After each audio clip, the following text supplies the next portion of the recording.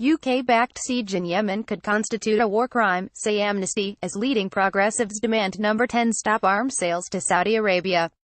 Anti-war campaigners are ramping up pressure on the government to stop arms sales to Saudi Arabia, following news that the Yemeni report of Houthi is under siege by the Saudi military. According to reports from Amnesty International today, the Saudi Arabia-led coalition, which is backed by the UK and the US, is continuing to impose restrictions on the entry of essential goods into conflict-ravaged Yemen.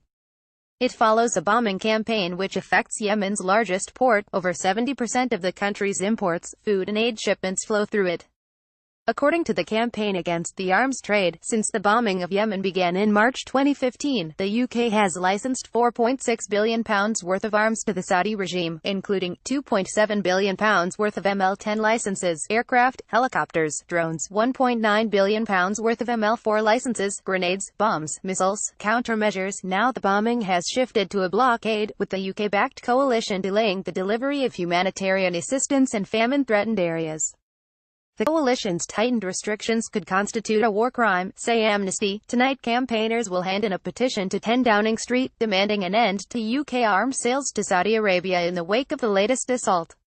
The letter states, the news that Saudi-backed government forces have begun an assault on the key Yemeni port of Hodeida is threatening disaster for the region and for the 8 million people in the war-torn country that are at risk of starvation.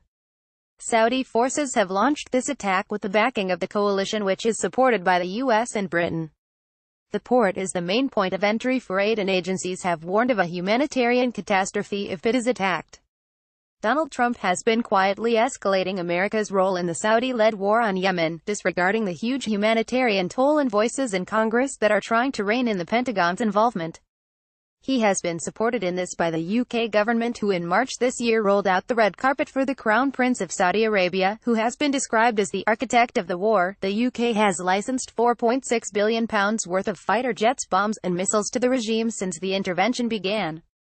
These will be amongst the aircraft that are flying over Yemen right now, and the bombs and missiles that are being dropped from them. It is reported that about 10,000 people, two-thirds of them civilians, have been killed in the fighting since March 2015, according to the UN. The vast majority of casualties have been the result of coalition airstrikes. The UN's figures do not include those who have died of disease and malnutrition.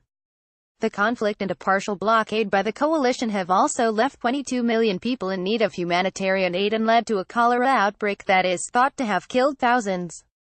It is time for an end to British collusion in what is already the world's worst humanitarian catastrophe. Britain must stop all weapons sales to Saudi and the other combatant countries and end its support for the war.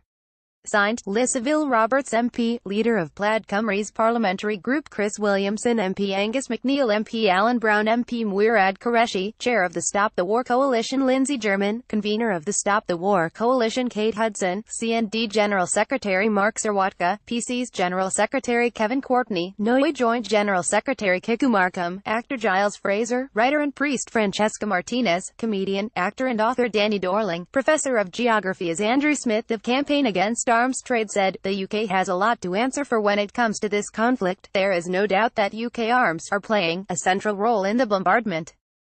This terrible war could not have been fought without the complicity of politicians like Theresa May and her colleagues, who have armed and supported the Saudi-led coalition every step of the way. The spotlight is once again on the UK's dodgy arms deals. Will it be enough to force a rethink in this lucrative industry? Josiah Mortimer is editor of Left Foot Forward.